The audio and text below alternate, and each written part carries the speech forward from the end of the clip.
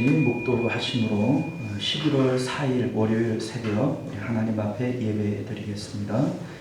은혜로우신 우리 주 하나님, 오늘도 우리를 주님 품으로 불러주시고 예배할 수 있도록, 또 예배를 통하여 하나님과 교제할 수 있도록 은혜로 허락하여 주시니 참으로 감사드립니다. 전심으로 주님을 찾고 예배하게 하시고, 또 우리 하나님을 간절히 찾는 자가 나를 만날 것이라 말씀하셨사오니 주님 만나고 돌아가는 복된 시간 되도록 은혜 베풀어 주옵소서. 거룩하신 우리 주 예수님 이름으로 간절히 기도드리옵나이다. 아멘. 사도신경 고백드리겠습니다. 전능하사 천지를 만드신 하나님 아버지를 내가 믿사오며 그 외아들 우리 주 예수 그리스도를 믿사오니 이는 성령으로 잉태하사 동정녀 마리아에게 나시고 본디오 빌라도에게 고난을 받으사 십자가에 못 박혀 죽으시고 장사한 지 사흘 만에 죽은 자 가운데서 다시 살아나시며 하늘에 오르사 전능하신 하나님 우편에 앉아 계시다가 저리로서 산 자와 죽은 자를 심판하러 오시리라. 성령을 믿사오며 거룩한 공예와 성도가 서로 교통하는 것과 죄를 사하여 주시는 것과 몸이 다시 사는 것과 영원히 사는 것을 믿사옵나이다. 아멘. 우리 찬송가 323장 함께 찬송하겠습니다. 찬송가 323장입니다. 푸른 바다 나서는 몸 어디든지 가오리라. 자, 우리 찾으신 줄 믿고 찬송합니다. 푸른 바다 나서니 몸 어디든지 가오리다. 괴로우나 즐거우나 주만 따라가오리니 어느 누가 막으리까. 죽음인들 막으리까. 어느 누가 막으리까. 죽음인들 막으리까. 아골골 잡힌들에도 복음 들고 가오리다. 소돔 같은 거리에 사랑 안고 찾아가서 종의 몸에 지닌 것도 아낌없이 드리리다. 종의 몸에 지닌 것도 아낌없이 드리리다. 존귀 영광 모든 권세 주님 홀로 받으소서. 멸시천대 십자가 및 죄가 지고 가오리다. 이름 없이 빛도 없이 감사하며 섬기리다. 이름 없이 빛도 없이 감사하며 섬기리다. 아멘. 자, 하나님 말씀 봅니다. 요한복음 21장 15절에서 19절까지 말씀 우리 함께 교독하여 읽겠습니다.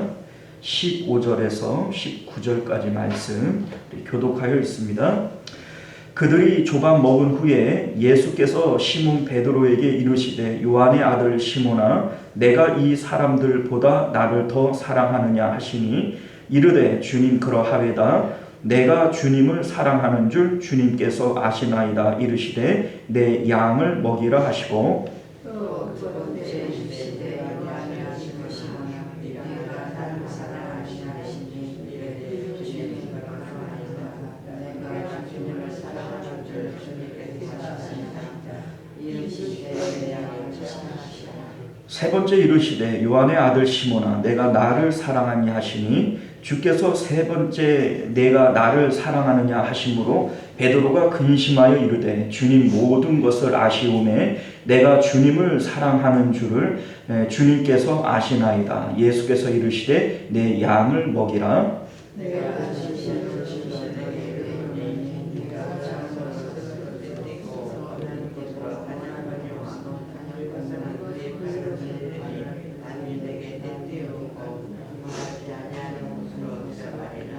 함께 있습니다.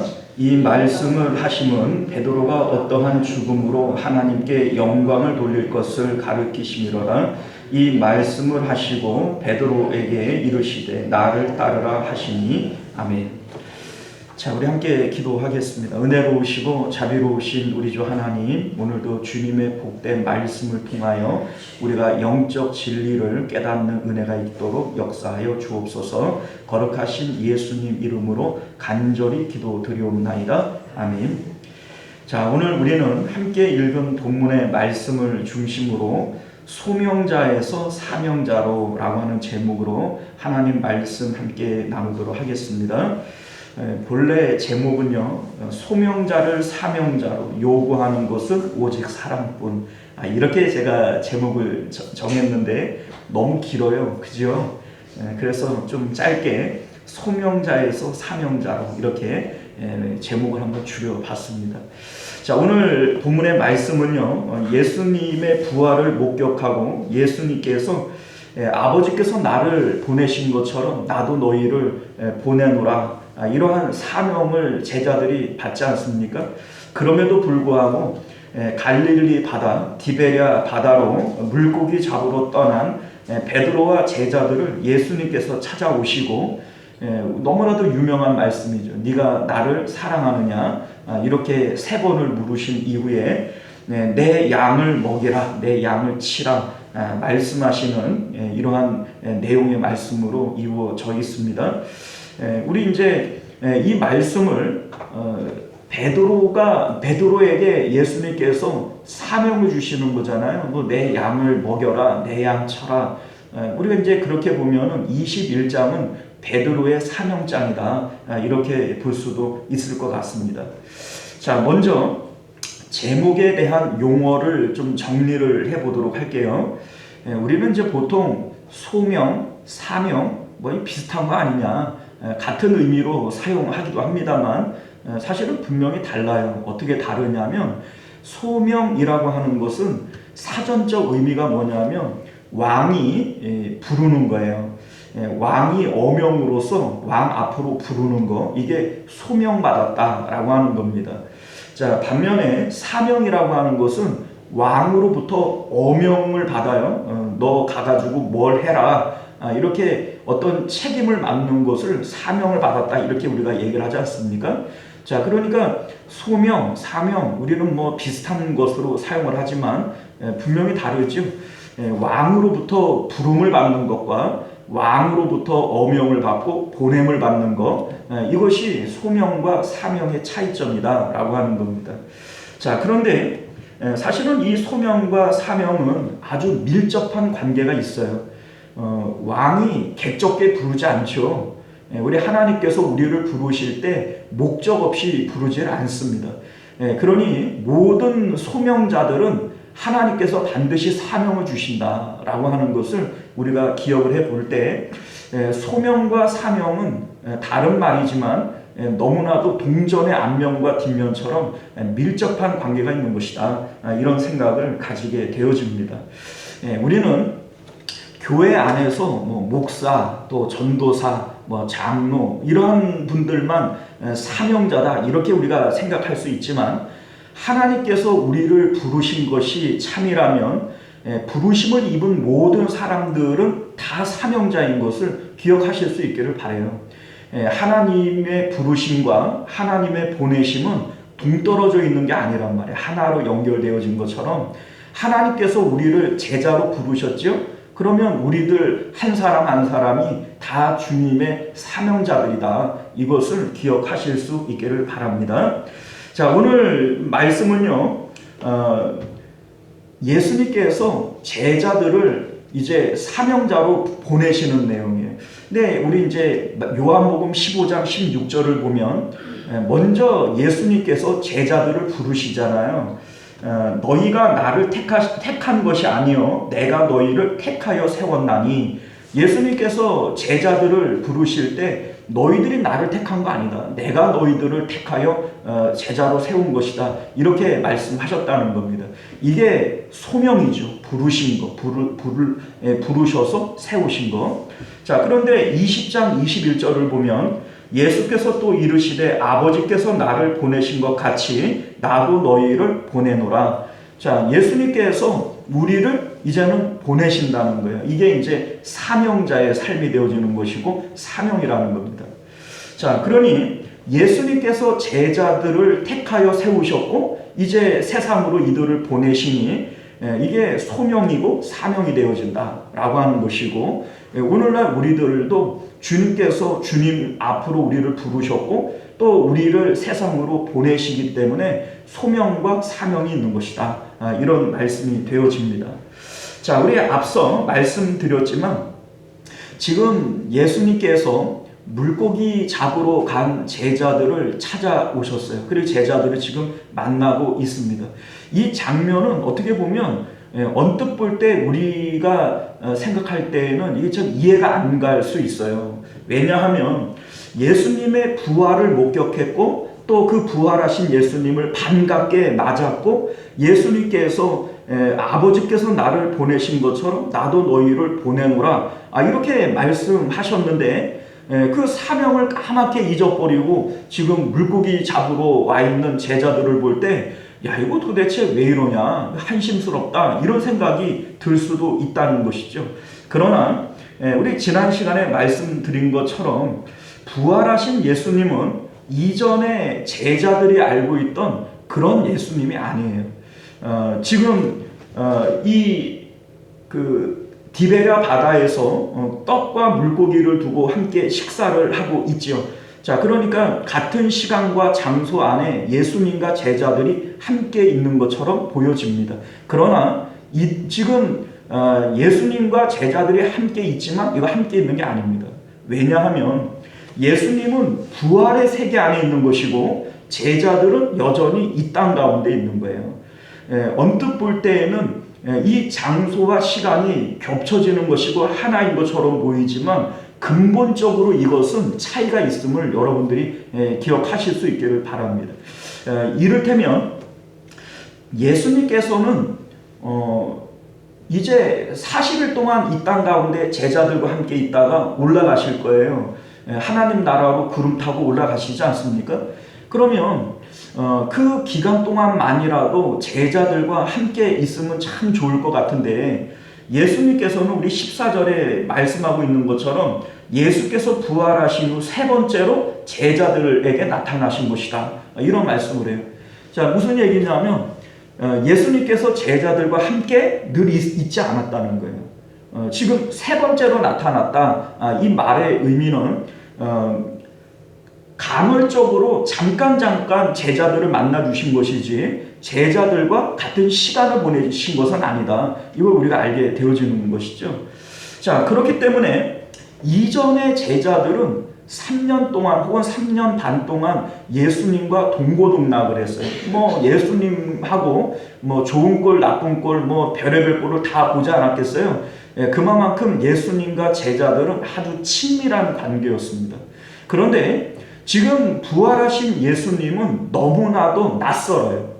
그 내용을 우리가 12절을 보면 예수님인 줄 알고 있지만 감히 묻는 자가 없더라, 이렇게 되어져 있어요. 감히라고 하는 말의 의미가 뭡니까? 예수님이 옆에 있지만 어려워했다는 얘기예요. 자, 그만큼 3년 동안 같이 동거동락했던 그 예수님이, 부활하신 예수님은 지금 낯설어 보이고 어색해 보이고 거리감이 느껴지는 겁니다. 자, 이유가 뭐냐면 예수님은 지금 부활하셔서 부활의 세계에 있는 거예요. 제자들은요 여전히 이 땅 가운데 마음이 묶여 있어요. 이러한 상태에서는 예수님께서 예수님을 만지는 것조차도 허락하지 않습니다. 나를 붙들지 말라. 내가 아버지께로 아직 올라가지 않았다. 이런 말씀하시는 이유가 뭡니까?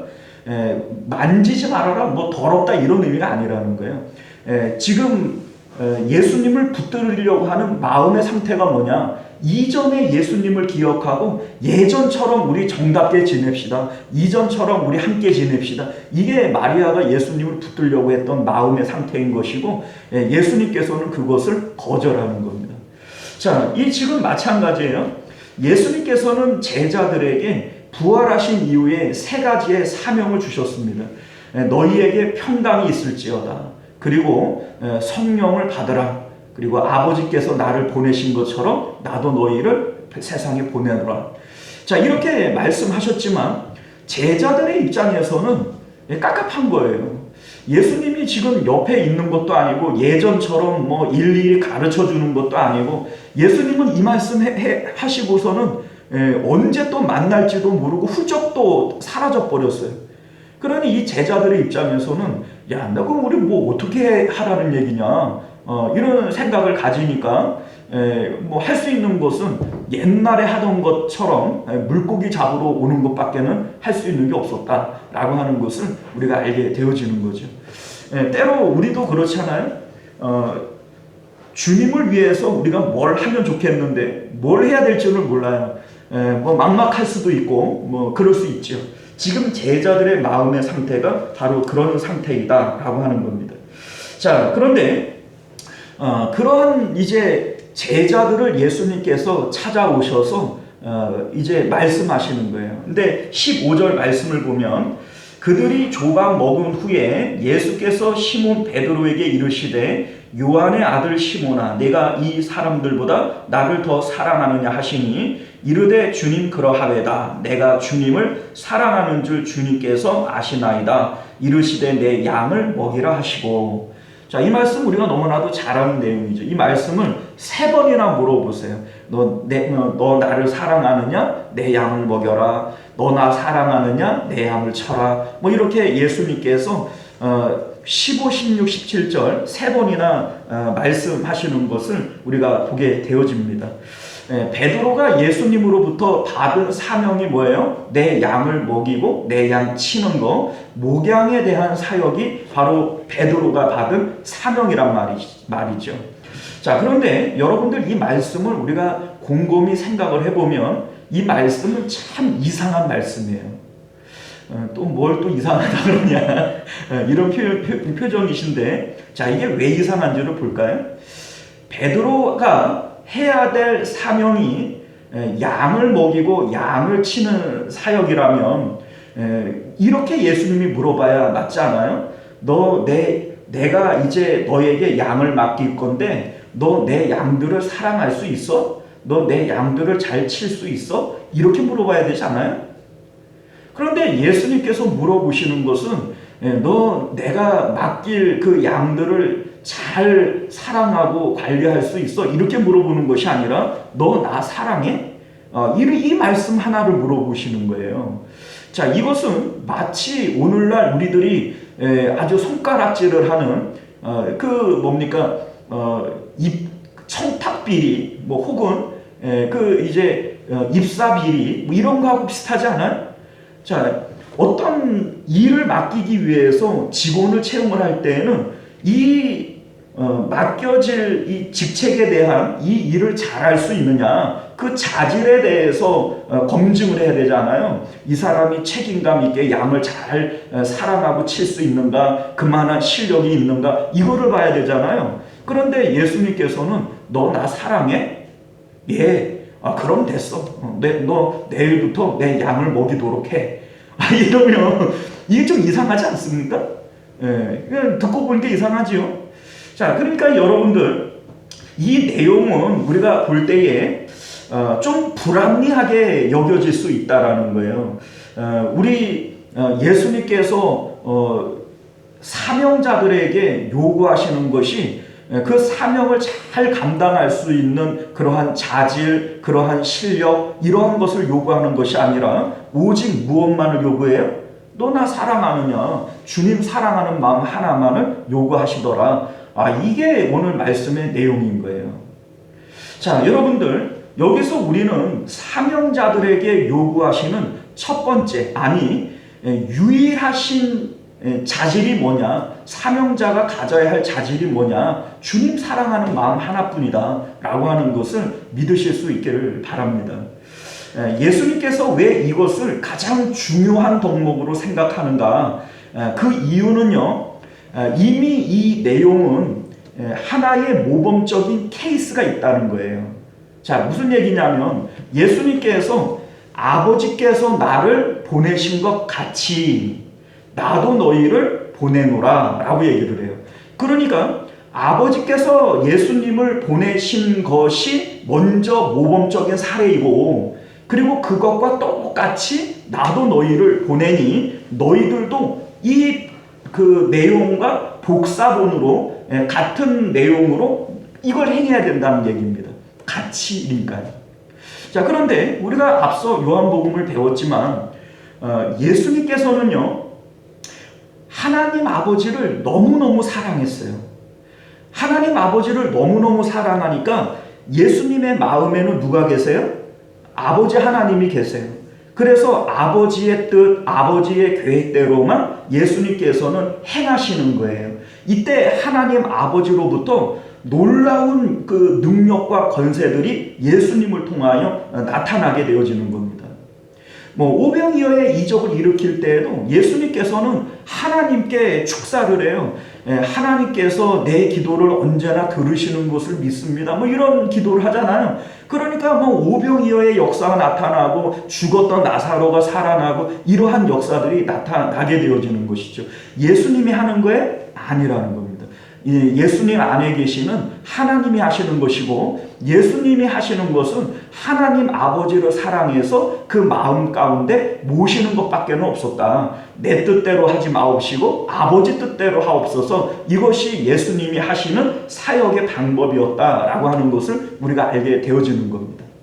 자, 예수님께서는 제자들을 보내실 때도 역시 마찬가지예요. 너희가 내 안에, 내가 너희 안에 있지 아니하면 너희는 열매를 맺을 수 없다라고 얘기를 하십니다.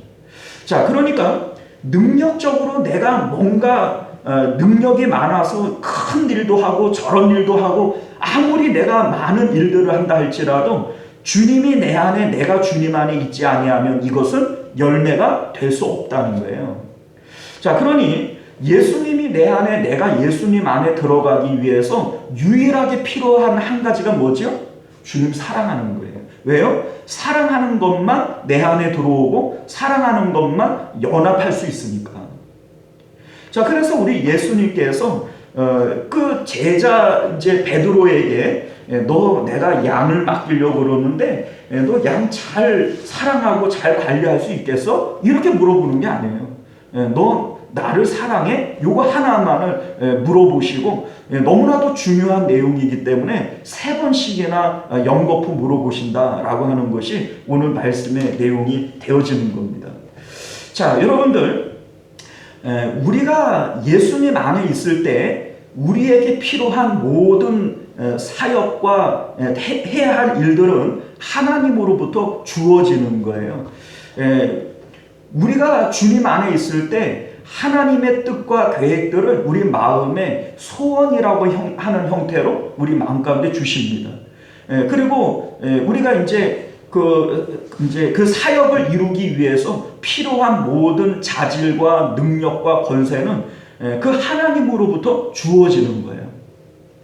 자, 우리 이제 생각을 해보면 예수님께서는 사명을 주시고 그냥 또 사라져 버렸어요. 그 제자들의 입장에서는 이거 뭐 어떻게 하라는 얘기냐, 나를 아버지께서 나를 보내신 것처럼 나도 너희를 보내노라, 너희에게 평강이 있어라, 성령 충만 받아라, 이런 얘기만 하고 훌쩍 떠나버리셨는데 뭘 어떻게 하라는 얘기냐? 아니요, 주님 사랑하는 마음 하나만 있었으면 지금 물고기 잡으러 올 이유도 없었던 거예요. 왠 줄 아세요?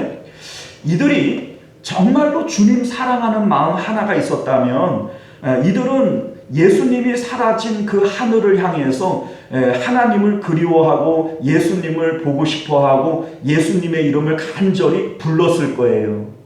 그러면 하나님께서는 그 예수님을 그리워하고 사랑하는 그 제자들에게 성령을 부어주셨겠죠? 그리고 그 성령을 통하여 하나님께서 원하시고 바라시는 일들을 알게 하시고 그 일들을 행하게 하셨겠죠? 그러니까 이 물고기 잡으러 여기 올 필요가 사실은 없었던 거예요.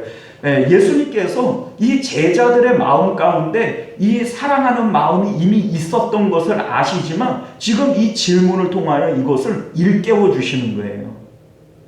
자, 그리고 여러분들, 우리는요, 내가 하나님의 일을 할 수 있을까? 또 때로는 내가 그 일을 하다가 지치고 힘들고 나는 자질이 없어 이런 생각을 가질 때도 있단 말이죠. 우리 하나님께서 어떤 사람들은 목사로, 어떤 사람들은 선지자로 여러 직분자들로 우리를 부르신단 말이에요. 교회가 이렇게 발전되어지면서 권사님으로, 구역의 구역장과 권찰님으로 하나님께서 각종 직분자들을 부르신단 말이죠. 그런데 우리가 하다가 보면 이 사역이 지치고, 야, 내가 과연 자질이 있나? 내가 이 일을 할 수 있나? 이렇게 우리가 낙심할 때가 있지 않습니까? 자, 그때 우리는 기억을 해야 돼요. 우리 주님께서 우리에게 요구하시고 질문하시는 것 한 가지는 뭐예요? 네가 나를 사랑하느냐? 이거 하나만 물어보시는 거예요. 내게 어떠한 능력이 있느냐, 내가 이걸 잘할 수 있느냐, 이거는 중요한 문제가 아니에요. 내가 주님 사랑하는 마음 한 가지만 있고 주님과 연합되어지기만 하면 나에게 필요한 모든 힘과 능력들은 누구로부터 주어져요? 하나님으로부터 주어지는 거예요. 자, 우리 실질적으로 이 사건이 언제 나타나게 되어지냐면 오순절 성령 강림 사건을 통하여 제자들에게 권능이 주어집니다. 이때에 베드로와 요한이 공회에 가서 복음을 전할 때 이 공회원들이 깜짝 놀라잖아요. 이 공회원들은 당시의 엘리트 이 지식인 집단들이에요. 오늘날 우리로 얘기하면 국회의원들 아닙니까? 그런데 이들이 뭐라고 얘기해요? 이 사람들이 본래는 학문 없는 사람들이 아니냐? 왜 이렇게 똑똑하냐? 이러면 깜짝 놀라잖아요. 자, 요셉도 역시 마찬가지예요. 원래 히브리 노예로서 보디발 장군의 집에서 그냥 몸종으로서 일하던 요셉이 누명 쓰고 감옥에 들어갔어요. 감옥에서 생활하던 이 요셉이 하루아침에 총리가 되었어요. 자, 그러면 여러분들 갑자기 그렇게 고속 승진을 해서 총리가 된 요셉이 뭘 할 자신이 있었겠어요? 그런데 여러분들 모든 사람들이 요셉에게 대하여 깜짝 놀라요. 그 속에 신들이 거하지 않느냐, 신들의 영이 그 안에 있지 않느냐 이러면서 그 주변에 있는 사람들이 깜짝 놀라는 거예요. 왜요? 하나님으로부터 모든 능력은 주어지는 거예요. 오늘날 우리들도 역시 마찬가지예요. 우리가 무슨 일을 잘할 수 있느냐, 내가 그것을 할 자질이 있느냐 중요한 게 아닙니다. 주님께서 우리에게 요구하시는 사명자의 첫 번째 요구 조건이 뭐예요? 너 나 사랑하느냐, 그거 하나면 되는 거예요. 주님 사랑하는 마음으로 주님을 내 마음에 모시고 주님만 따라가기만 하면 이 모든 것들은 하나님으로부터 주어지는 것이고 권세와 능력은 주께로부터 나오는 것임을 믿으실 수 있기를 바랍니다. 우리가 오늘 이 말씀을 따라서 모든 소명자들, 주님의 제자로 부르심을 받은 우리들은 다 사명자들이에요. 어느 누구도 여기서 벗어날 수 없습니다. 그러나 우리가 사명자로서 그건 배운 목사님이나 하는 것이지 전도사님이나 하는 것이지 아니요. 주님 사랑하는 마음 하나만 있으면 됩니다. 그러면 하나님께서는 우리에게 권세와 능력을 더하셔서 주님 하시는 일들을 나도 하게 할 것이고 그거보다 더 큰 일들도 하게 하실 것임을 믿으실 수 있기를 바랍니다. 기도하겠습니다. 은혜로우시고 자비로우신 우리 주 하나님, 때로 우리는 신앙생활을 하면서 내가 사명자인 것을 잊어버릴 때가 있습니다. 또한 내가 사명자이지만 내가 이 일을 잘 할 수 있는가, 때로는 그 마음이 시들해지고 냉담해질 때도 있음을 고백드립니다. 지금 베드로와 이 제자들이 사명 받았음에도 다시 물고기 잡으러 와 있는 이유가 뭡니까? 하나님, 그 사역 앞에서 어떻게 할 줄을 몰라서 낙심하고 있는 제자들의 모습을 우리는 보게 됩니다. 그러나 우리 하나님, 예수님께서 그들에게 하시는 요구 조건은 딱 한 가지, 너 나 사랑하느냐, 이 한 말씀밖에는 없습니다. 주님 사랑하는 하는 마음만 있으면 예수님께서 내 안에, 내가 주님 안에 거할 것이고, 그러면 모든 힘과 권세와 능력들은 주님으로부터 나오는 것임을 우리로 깨달아 알게 하여 주옵소서. 주께서 내게 맡기신 일들, 때로는 그 일들이 곤비하고 힘들어서 아버지 달아나고 싶을 때 우리 주님의 질문을 기억하게 하여 주옵소서. 너 나 사랑하느냐? 너 나 사랑하느냐? 우리가 이 질문 앞에 네 주님, 내가 주님 사랑합니다, 이 한마디면 되는 것을 기억하게 하여 주옵소서. 거룩하신 우리 주 예수님 이름으로 기도드리옵나이다. 아멘. 우리 주기도문으로 예배 마칩니다.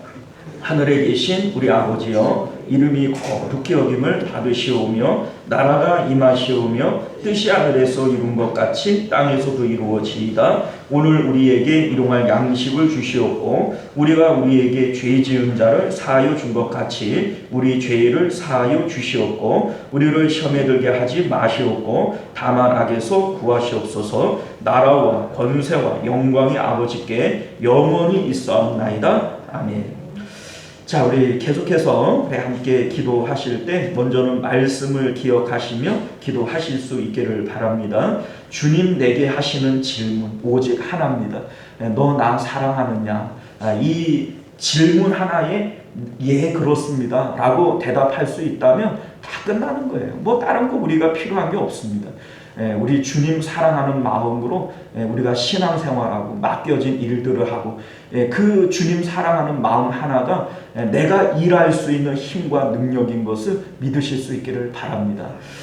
우리 주여 한번 외치고 기도하겠습니다. 주여, 은혜로우신 우리 하나님 감사합니다. 우리가 오늘도 주님의 복된 말씀